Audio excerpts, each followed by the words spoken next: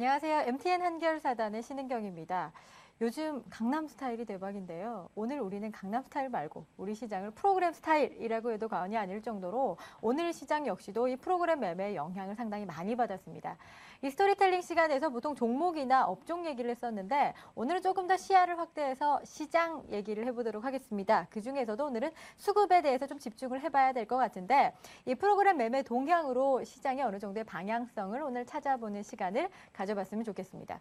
자, 오늘 지수가 좀 많이 하락을 했습니다. 마이너스 1.74% 가까이 하락을 하면서 지금 이때까지 지지를 잘 받아주고 있었던 121선 라인마저도 이탈해서 내려가는 흐름들이 나타났었거든요.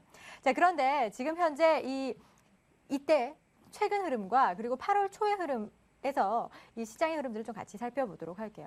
이 8월 초까지만 하더라도 시장이 강하게 올라가면서 강한 프로그램 매수가 들어왔습니다. 이때 당시에 베이시스의 흐름들을 보면 글씨가 작아서 잘 안 보이실 텐데요.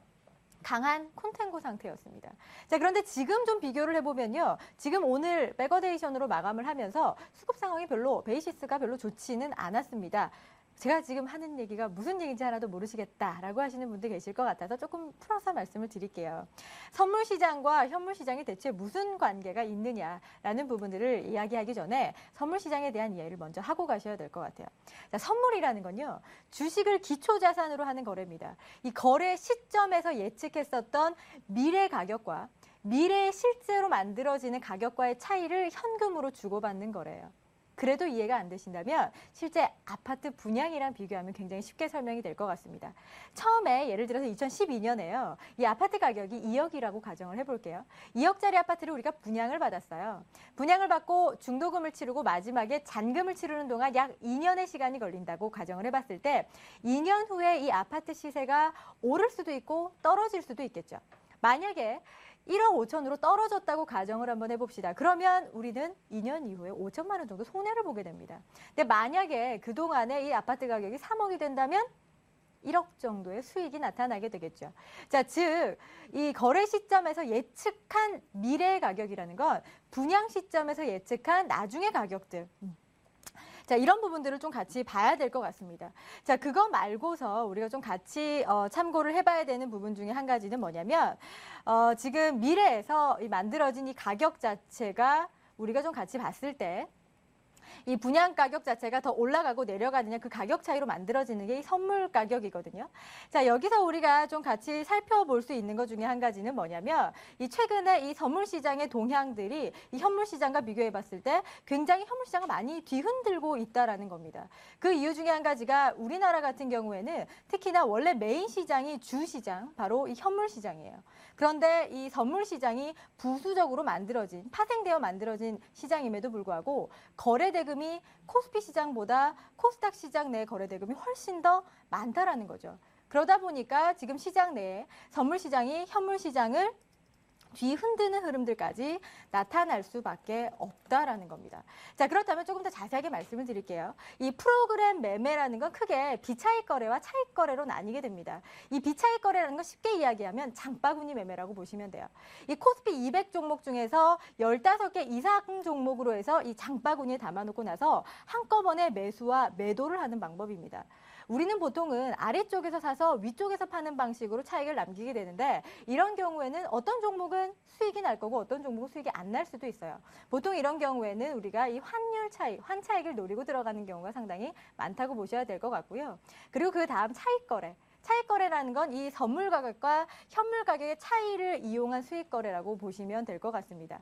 여기서 우리가 좀 지켜봐야 되는 건 바로 이 베이시스예요. 실제로 이 프로그램 매매라는 건 뭐냐면 사람이 아니라 기계가 매수를 하고 매도를 하는 건데 기계가 어떤 식으로 매수와 매도를 할지 그 기준이 있어야 되겠죠. 바로 그 기준이 베이시스라는 겁니다.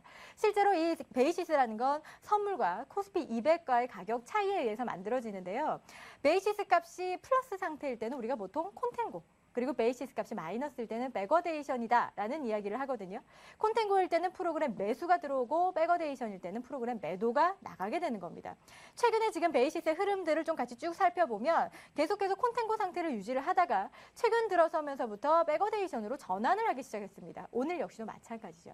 상황이 이렇다 보니까 지금 갈수록 매도가 나올 수밖에 없는 상황이고 특히나 국가 지자체의 차익 물량들이 청산이 되면서 국가 남은 물량인 이 4,200억 정도가 정도가 추가적으로 더 출회될 가능성이 있는 상황이라는 겁니다.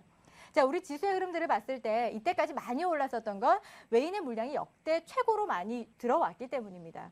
많이 들어왔다라는 건 많이 빠져나갈 수 있다라는 건데요. 지금 현재 이 베이시스가 마이너스 0.3 이하에서 본격적으로 청산이 될 걸로 우리가 예상을 하고 있는데 오늘 마이너스 0.3으로 마감을 했어요. 그만큼 우리가 좀 긴장해서 시장 대응을 해볼 필요가 있다는 겁니다. 게다가 9월 13일에 선물옵션 동시 만기일입니다.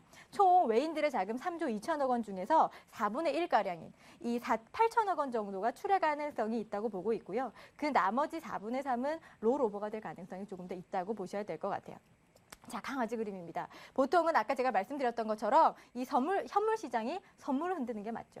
몸통이 꼬리를 흔드는 게 맞지만 거래 대금이 현물보다 선물 시장이 더 많이 집중되어 있기 때문에 오히려 꼬리가 몸통을 흔드는 이게 바로 여러분들이 잘 알고 계시는 전문 용어 웹더독 현상입니다. 지금 우리 시장이 전반적으로 이 웹더독 현상이 나타나고 있는 시장이에요. 시장의 모멘텀은 없죠. 코스피 시장 내에서 유동성은 없는 상태죠. 여기에다가 옵션 만기일이 코앞까지 다가오면서 더 시장은 부담을 느끼고 있습니다. 자, 그렇다면 이 호재가 없을 경우에 이 추세가 반전되기 어렵다는 측면에서 여러분들이 단기간에서는 코스피 대형주 위주로만 집중해서 포트폴리오를 구성하시는 건 잠깐 피하시는 게 좋을 것 같고요. 약간의 현금 비중을 좀 확보하면서 이번에 옵션 만기일을 좀 무난하게 넘겨보시는 전략이 좋을 것 같습니다. 자, 오늘 잠시 좀 문제가 있어서요. 이 프로그램 매수에 대한 이야기를 조금 더 자세하게 말씀드리지는 못했어요. 좀 더 자세한 내용은 내일장 종목 특산 카페에서 다시 한 번 더 확인하실 수 있습니다.